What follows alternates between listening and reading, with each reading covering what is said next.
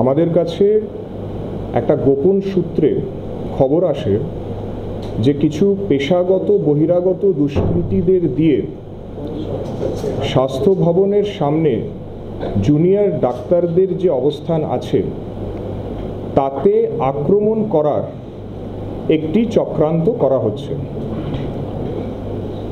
একটি গোপন সূত্রে আমরা একটি অডিও ক্লিপও পাই, যে অডিও ক্লিপটার মাধ্যমে এই চক্রান্তটা যে করা হচ্ছে সেটা আমরা জানতে পারি।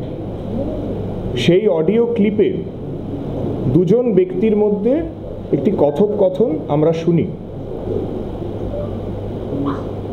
তাদের মধ্যে একজন হচ্ছেন জনৈক সঞ্জীব দাস, যিনি হালতুর বাসিন্দা, এবং দ্বিতীয় ব্যক্তি হচ্ছেন কলতন দাশগুপ্ত, যিনি ডিওয়াইএফআই এর মুখপত্রের সম্পাদক এবং সিপিএমের রাজ্য কমিটির যুব নেতা।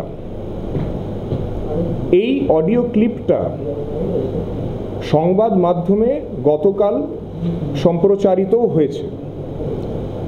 প্রথমেই আমি বলে দিই, যখন আমরা এই অডিও ক্লিপটা পাই তখন আমাদের টেকনিক্যাল অ্যানালিসিস উইং এবং আমাদের ইনভেস্টিগেটিভ উইং দুজনে মিলে এই অডিও ক্লিপের সত্যতাটা যাচাই করি, এবং যাচাই করার পর এটা আমরা পাই যে এটার সত্যতা নিয়ে কোনো রকম সংশয় নেই।